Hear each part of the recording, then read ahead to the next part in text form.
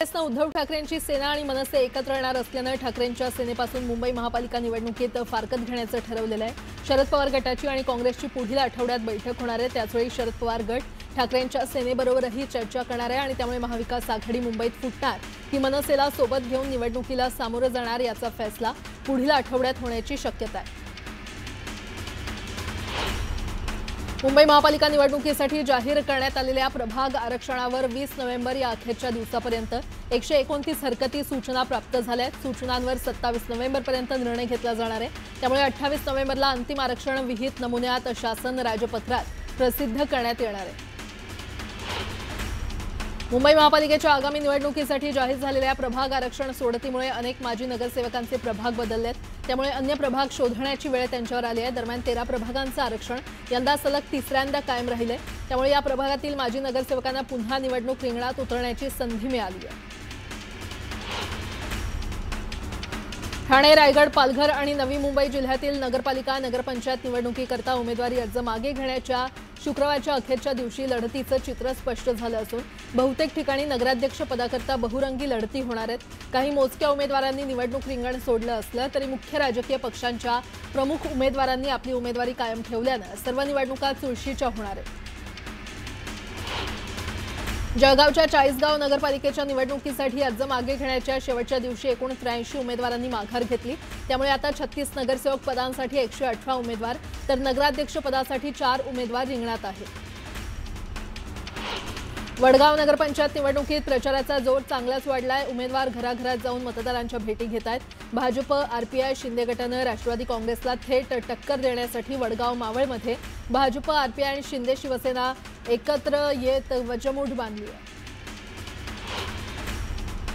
तळेगाव दाभाडे नगरपरिषद निवडणुकीमध्ये अर्ज माघारीच्या अखेरच्या दिवशी मोठी घडामोड झाली। एकूण 32 उमेदवारांनी माघार घेतली आणि त्यामुळे एकत्रित 39 अर्जांची माघार नोंदली गेल्यानं 19 जागा बिनविरोध ठरलेल्या आहेत। जळगाव जिल्ह्यातील स्थानिक स्वराज्य संस्थांच्या निवडणुकीची रणधुमाळी शिगेला पोहोचलेली आहे। माघारीची प्रक्रिया पूर्ण झाल्यानंतर आता 16 नगरपालिका आणि 2 नगरपरिषदांसाठी एकूण 1632 उमेदवार रिंगणात उभे आहेत। यातून 1555 उमेदवार नगरसेवक पदासाठी तर 77 उमेदवार नगराध्यक्ष पदासाठी निवडणुकीच्या रिंगणात आहेत। नगरपरिषद निवडणुकीमध्ये भाजपनं सेंचुरी पूर्ण केली आहे। भाजपच्या 100 नगरसेवकांची बिनविरोध निवड झाल्याची माहिती भाजप प्रदेशाध्यक्ष रवींद्र चव्हाण यांनी दिली। निवडणुकीआधी भाजपचे 3 नगराध्यक्ष आणि 100 नगरसेवक बिनविरोध निवडून आले। धुळे जिल्ह्यातील दोंडाईचा नगरपालिकेमध्ये भाजपनं ऐतिहासिक कामगिरी केली आहे। भाजपच्या नगराध्यक्षासह सर्व 26 नगरसेवकांची बिनविरोध निवड झाली आहे। विरोधातील सर्व अर्ज मागे घेतल्यानं भाजपचे सर्व उमेदवार विजयी झाले। दोंडाईचा नगरपरिषदेवर भाजपचा झेंडा फडकल्यानंतर पालकमंत्री जयकुमार रावल यांच्यासह कार्यकर्त्यांनी जल्लोष केला। जयकुमार रावल यांनी डीजेच्या तालावर ठेका धरला। धुळ्यातील दोंडाईच्या नगरपरिषदेतील यशानंतर मुख्यमंत्री फडणवीसांनी मंत्री जयकुमार रावल यांना फोन करून शुभेच्छा दिल्या। यावेळी त्यांनी दोंडाईच्या मधील जनतेचे आभार मानत अशाच पद्धतीने भाजपवरती विश्वास दाखवत राहा असं आवाहन केलं। आमचा प्रयत्न महायुती म्हणून लढण्याचा होता। प्रत्येक पक्षाच्या कार्यकर्त्यांची सोबळाची इच्छा होती असं वक्तव्य सुनील तटकरे यांनी केलंय। तर निकालाच्या दिवशी बहुसंख्य नगरपालिका महायुतीच्या ताब्यात असणार असल्याचंही ते म्हटलंय। सांगोल्यामध्ये आजोबांसाठी नातवानं निवडणुकीच्या रिंगणातून माघार घेतली आहे। 73 वर्षीय मारुती बनकर नगराध्यक्ष पदासाठी उमेदवार आहेत। कराडच्या मलकापूर नगरपरिषद निवडणुकीमध्ये राष्ट्रवादी, शिवसेना आणि भाजप अशी तिरंगी लढत होणार आहे। मलकापुरात भाजपनं 6 जागांवर बिनविरोध विजय प्राप्त केला आहे तर 16 जागांसाठी 41 उमेदवार रिंगणात आहेत। तुळजापुरात पिंटू गंगणे यांच्या उमेदवारीला आरएसएसचा विरोध। हा जावई शोध कुणी लावला, जावयाला समोर बोलवा असं म्हणत ओमराजेंवर आमदार राणा जगजितसिंह पाटील यांनी खोचक टीका केली आहे। सोलापूर जिल्ह्यातील निवडणुकीमध्ये विरोधक नसल्यानं आम्हाला आमच्यातच लढायची वेळ आल्याचं वक्तव्य जयकुमार गोरे यांनी केलं। पंढरपुरातील भाजपच्या प्रचाराचा शुभारंभ करताना त्यांनी हे वक्तव्य केलं। तर शरद पवारांची राष्ट्रवादी, ठाकरेंची शिवसेना आणि काँग्रेस निवडणुकीतून गायब झाल्याचंही ते म्हटलं। बदलापूर नगरपरिषदेच्या निवडणुकीतून 22 उमेदवारांनी अर्ज मागे घेतले। त्यामुळे 141 उमेदवार निवडणुकीच्या रिंगणात राहणार आहेत। दरम्यान कुणाचा विजय होतो हे पाहणं महत्त्वाचं ठरणार आहे। सांगली जिल्ह्यातील 6 नगरपरिषद आणि 2 नगरपंचायत निवडणुकीतून 60 जणांनी माघार घेतली आहे। यामुळे 41 उमेदवार नगराध्यक्ष पदासाठी तर 594 उमेदवार नगरसेवक पदासाठी रिंगणात आहेत। लोहा नगरपरिषद निवडणुकीतून काँग्रेसच्या नगराध्यक्ष पदाचे उमेदवार सोनू उर्फ व्यंकटेश संगेवार यांनी माघार घेतली आहे। त्यामुळे आता भाजप आणि राष्ट्रवादीत थेट लढत होणार आहे। मुसाळ नगरपरिषद निवडणुकीत चौरंगी लढत होणार आहे। नगराध्यक्ष पदाच्या लढतीमध्ये भाजपकडून वस्त्रोद्योग मंत्री संजय सावकारे यांच्या पत्नी रजनी सावकारे रिंगणात आहेत। जामनेर नगरपरिषद निवडणुकीमध्ये अर्ज माघारीच्या अखेरच्या दिवशी आज खरंतर कालच 3 उमेदवारांची बिनविरोध निवड झाली आहे। त्यामुळे आता 27 उमेदवारांपैकी भाजपच्या नगराध्यक्ष आणि 9 नगरसेवकांची बिनविरोध निवड झाली आहे।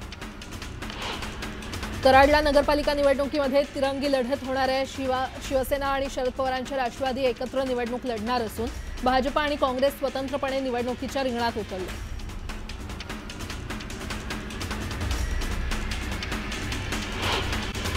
निवडणुकीमध्ये विरोधात निवडणूक लढवणारे भाजपचे रंजन तावरे यांनी झालेला पराभव पाहता माळेगाव नगरपंचायत निवडणुकीमध्ये उपमुख्यमंत्री अजित पवारांच्या राष्ट्रवादीसोबत युती केली आहे। दरम्यान राष्ट्रवादीला 12 तर भाजपला 6 जागा देण्यात आल्या। परळीमध्ये महायुतीचे 2 उमेदवार विजयी झालेले आहेत। नगरसेवक पदाच्या दोन्ही उमेदवारांची बिनविरोध निवड झाली आहे। परळीमध्ये महायुतीच्या बाजूने पहिला निकाल लागलाय। अक्कलकोट तालुक्यातील नगरपरिषद निवडणुकीमध्ये राजकीय वातावरण तापलेलं आहे। अक्कलकोट आणि दुधनी नगरपरिषदेतील उमेदवार भाजप पळवत असल्याचा आरोप करत उमेदवारांना सहलीवर पाठवण्यात आलं होतं। जालन्यात रावसाहेब दानवे यांच्या बालेकिल्ल्यात काँग्रेसचे प्रदेशाध्यक्ष हर्षवर्धन सपकाळ यांच्या सभेचं आयोजन करण्यात आलं होतं। तर भोकरदन नगरपरिषदेवर काँग्रेसची सत्ता आणणार असल्याचा दावा सपकाळ यांनी केला।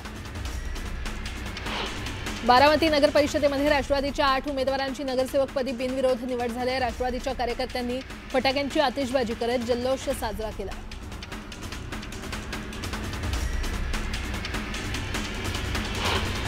शिरूर नगरपरिषदेच्या निवडणुकीतून एका नगराध्यक्ष पदाच्या उमेदवारासह 31 नगरसेवकांच्या उमेदवारांनी माघार घेतली आहे। यामुळे आता नगराध्यक्ष पदासाठी 5 उमेदवार आणि 24 नगरसेवक पदासाठी 99 उमेदवार रिंगणात आहेत। हिंगोलीमध्ये भाजपच्या महिला पदाधिकाऱ्यांनी शिवसेनेमध्ये पक्षप्रवेश केला। आश्वासनानंतरही तिकीट न मिळाल्याने ज्योती वाघमारे यांनी संतोष बांगर यांच्या उपस्थितीमध्ये प्रवेश केला। रायगडच्या पेण नगरपरिषद निवडणुकीमध्ये महायुतीच्या 6 उमेदवारांची बिनविरोध निवड झालेली आहे। भाजपचे 3 तर राष्ट्रवादीच्या 3 उमेदवारांचा विजय झालाय। अहिल्यानगरच्या राहतामध्ये ठाकरेंच्या शिवसेनेतून हकालपट्टी केलेल्या उमेदवारांना अर्ज मागे घेतलेला आहे। राजेंद्र पठारे यांनी नगराध्यक्ष पदाचे दोन्ही अर्ज मागे घेतले। ठाकरेंच्या वरिष्ठ नेत्यांनी त्यांच्यावर एबी फॉर्म चोरी केल्याचा आरोप केला होता।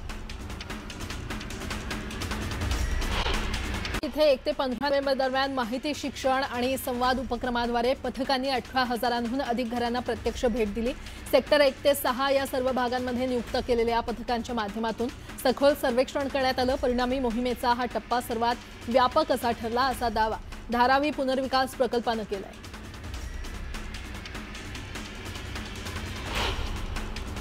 मुंबईतील वाहतूक अधिक सुरळीत व्हावी आणि कोंडी सोडवण्यासाठी महापालिकेकडून उड्डाणपूल, सबवे आणि इतर पुलांचे अधिक चांगलं नियोजन केलं जाणार आहे। पुलांची गुणवत्ता सुधारण्यासाठी आणि उत्तम दर्जाचे प्रकल्प तयार करण्यासाठी महापालिकेकडून लवकरच संरचना आणि अभियांत्रिकी सल्लागारांचे नवे पॅनल नियुक्त करण्यात येणार आहे। मुंबई महापालिकेकडून 426 घरांच्या विक्रीसाठी 20 नोव्हेंबरला लॉटरी काढण्यात येणार होती। मात्र ती तांत्रिक अडचणींमुळे दुसऱ्यांदा पुढे ढकलण्यात आली आणि आता पुढील आठवड्यात लॉटरी काढण्याचं पालिकेने निश्चित केलं असलं तरी त्याची नवी तारीख ठरलेली नाही। मुंबईतील प्रस्तावित पॉट टॅक्सी प्रकल्प मुंबई वन या नॅशनल कॉमन मोबिलिटी कार्डसोबत जोडला जाणार आहे। सध्या बीकेसी ते कुर्ला दरम्यान या प्रकल्पासाठी जागा निश्चिती सुद्धा करण्यात आली असून नुकत्याच झालेल्या बैठकीत प्रकल्प सुरू झाल्यावर त्याचं तिकीट काढण्यासाठी मुंबई वनचा वापर करावा हा निर्णय घेण्यात आला। बेकायदा होर्डिंग्सना आळा घालण्यासाठी महापालिका प्रशासनाला कठोर उपाययोजना कराव्या लागतील असं म्हणत मुंबई उच्च न्यायालयानं होर्डिंग्स विरोधातील याचिकांवरील निकाल शुक्रवारी राखून ठेवला। न्यायालयानं यापूर्वी देखील अशा होर्डिंग संदर्भात आदेश देऊनही प्रभावी उपाययोजना केल्या नाहीत। याबाबत न्यायमूर्तींनी नाराजी व्यक्त केली होती। संकेतस्थळावर शुल्क प्रदर्शित न करणाऱ्या राज्यातील 29 कॉलेजेसना प्रत्येकी 1 लाखांचा दंड शुल्क नियामक प्राधिकरणानं ठोठावलाय। यात मुंबई आणि ठाण्यातील कॉलेजेसचा समावेश असून त्यांना 2 आठवड्यात दंड भरावा लागणार आहे। तो जमा न करणाऱ्या कॉलेजेसवर कारवाई केली जाणार आहे। रेल्वेच्या ठाणे ते कल्याण दरम्यान अप आणि डाऊन जलद मार्गावर रविवारी सकाळी 10:40 ते दुपारी 3:40 दरम्यान मेगा ब्लॉक असेल। यावेळी ठाणे ते कल्याण धावणाऱ्या अप आणि डाऊन जलद लोकल 5व्या आणि 6व्या मार्गिकेवर वळवण्यात येणार आहेत। त्यामुळे काही फेऱ्या रद्द राहणार आहेत। केंद्र सरकारनं शुक्रवारी ऐतिहासिक निर्णय घेत 4 कामगार संहिता तात्काळ लागू केल्यात। त्यासोबतच 29 जुने कामगार कायदे इतिहास जमा झालेत। नव्या कामगार कायद्यांन्वये सर्व क्षेत्रामध्ये किमान वेतन कायदेशीररित्या लागू होईल। तसंच वेळेवर वेतन देणं बंधनकारक असेल। ओव्हरटाईमसाठी दुप्पट वेतन मिळेल आणि महिलांना रात्रपाळीत कामाची मुभा आणि समान वेतन मिळेल।